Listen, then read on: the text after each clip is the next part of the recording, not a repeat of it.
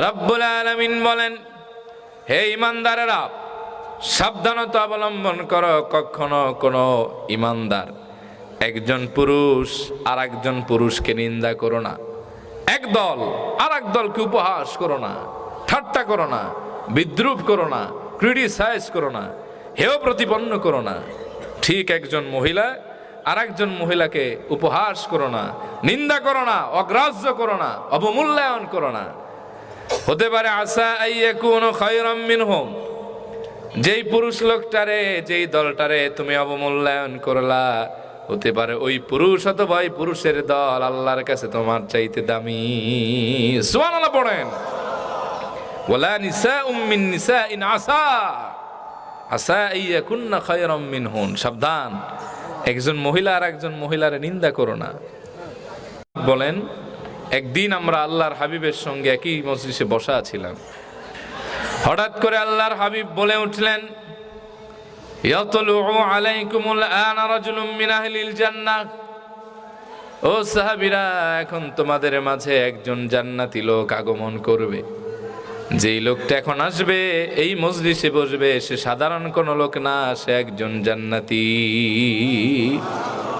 ফাতালা রাজুলুম মিনাল আনসার, আমরা দেখলাম একজন আনসারী লোক আগমন করলো। ফেমাস কেউ না, আননোন পার্সোনালিটির একজন মানুষ। তানতিফু লিহিয়াতুহু মিন উদুইহি, তার দাড়ি বেয়ে বেয়ে ওযুর পানিগুলি টপ টপ করে ঝরছে। ক্বাদ তাআল্লাকানা আলাইহি ফি ইয়াদিহি শিমাল, আর তার বাম হাতে জুতাটারে ভাঁজ করে নিয়ে আসছে।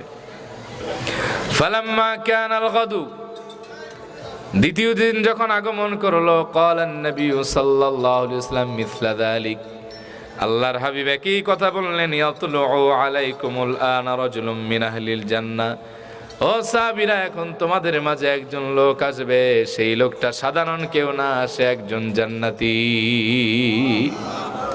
ফাতালা যালিকার রাজুল আলা মিসলি হালিহিল উলা, ওই একই ব্যক্তিরে দেখলাম একই অবস্থায় আসতেছে, দাড়ি বেয়ে বেয়ে ওযুর পানিগুলি টপ টপ করে ঝরছে, আর জুতাটারে বাম হাতে ঝুলায় নিয়ে আসছে। সুবহানাল্লাহ কইবেন না? কয়দিন গেল? ফালাম্মা কানাল ইয়াউমুস সালিস, তৃতীয় দিন যখন আগমন করলো, ক্বালান নবী সাল্লাল্লাহু আলাইহি ওয়াসাল্লাম মিসলা যালিক, আল্লাহর হাবিব একই কথা বললেন। আল্লাহর হাবিব একই কথা বললেন, একই সাহাবীর একই ভাবে আসতে দেখা গেল। তৃতীয় দিন ফালাম্মা কামান নবী সাল্লাল্লাহু আলাইহি ওয়াসাল্লাম, আল্লাহর হাবিব যখন মজলিস থেকে দাঁড়ালেন, তাবিআহু আব্দুল্লাহ ইবনে আমর ইবনুল আস, আব্দুল্লাহ ইবনে আমর ইবনুল আস তারে ফলো করতে লাগলেন। এই সাহাবীরে চিনি না, জানি না, একবার না, দুইবার না, তিনবার জান্নাতি সনদ পেয়েছেন। কে সে? আমারে তাকে জানতেই হবে, তার বাড়ি কোথায় খুঁজে বের করতেই হবে। আমর ইবনুল আস প্রথম দিন গিয়ে তার ঘর বাড়ি চিনে এসেছেন। কয়েকদিন পরে ওই আনসারী সাহাবীর বাড়িতে গিয়ে হাজির। বলল, ভাইরা, আমি একটু বিপদে পড়ে তোমার বাড়িতে আশ্রয় নিতে এসেছি। ইন্নী লাহাইতু আবি, আমি আমার বাবার সাথে ঝগড়া করেছি। ফাকসামতু আল্লা আদখুলা আলাইহি সালাসান, ঝগড়ায় কোনো দোষ ছিল না, কিন্তু আমি ঝগড়ার মাঝখানে কসম করে বলেছি, বাবা, আজ থেকে 3 দিন আর আমি তোমার বাড়ির চৌকাঠ পাড়াবো না। ভাইরে, কসম করে বিপদে পড়ে গেছি, যাওয়ার জায়গা নাই, মাত্র 3 দিন আমি তোমার বাড়িতে থাকতে চাই, জায়গা দিবা? আহলান ওয়া সাহলান মারহাবান বিগ বলে ওই আনসারী সাহাবী তারে নিয়ে গেলেন। বললেন, you can stay with me and my family, no problem, থাকো, আমার বাড়িতেই তো থাকবা 3 দিন। সুবহানাল্লাহ কইবেন না? আমর ইবনুল আস বলেন, আমি ওই সাহাবীর পেছনে ঘুরতে লাগলাম। প্রথম দিন চোখগুলো যেন আমার সিসি ক্যামেরা, সারাদিন ঘুরলাম, সাহাবী কোনো আমল করে না। ভাবলাম রাতের বেলায় করবে।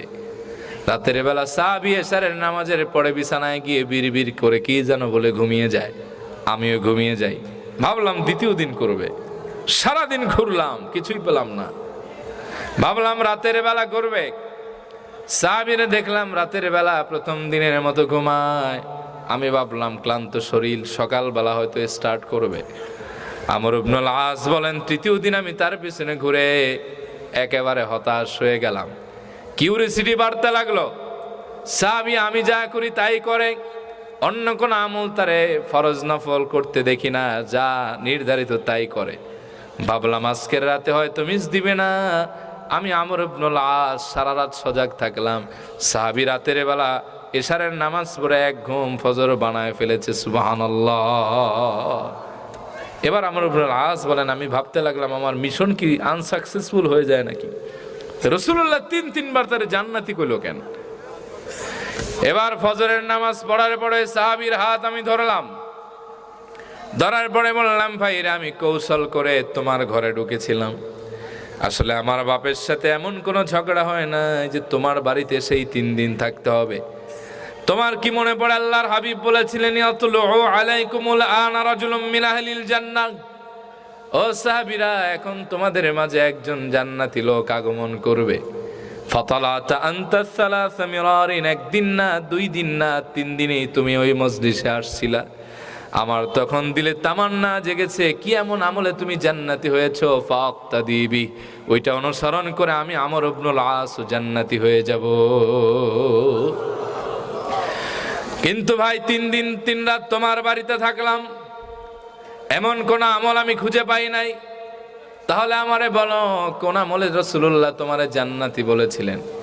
ওই আনসারী সাহাবী বললেন, আমর ইবনুল আস, আমার এমন কোন আমল আছে কিনা আমি জানি না, তবে প্রত্যেক দিন যখন ঘুমোতে যাই বিছানায় গিয়ে আল্লাহরে ডাক দিয়ে বলি, আল্লাহ, তোমার যে গোলাম আমারে কষ্ট দিয়েছে, আমার হক মেরেছে, আমার সাথে অন্যায় আচরণ করেছে, আমি তোমার জন্য তারেও মাফ করে দিলাম, তুমি আমারেও মাফ করো, তারেও মাফ করে দাও।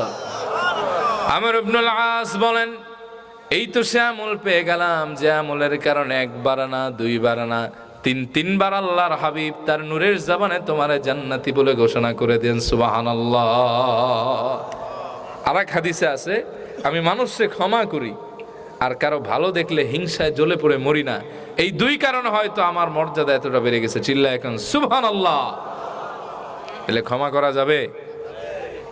কে বুকে হাত দিয়ে বলতে পারেন, যত ইমানদার ভাই আমার সাথে খারাপ আচরণ করছে, আমি আল্লাহর জন্য তারে মাফ করে দিলাম? দেখি কোন বাপের বেটার সাহস আছে। অনেকে হাত জায়গায় নাই, হুজুর টাকা পাই এখনো, টাকা ধার দিছি, হাত জায়গায় ওয়াদা করে মুনাফে কমু, হাতই জায়গাইতাম না।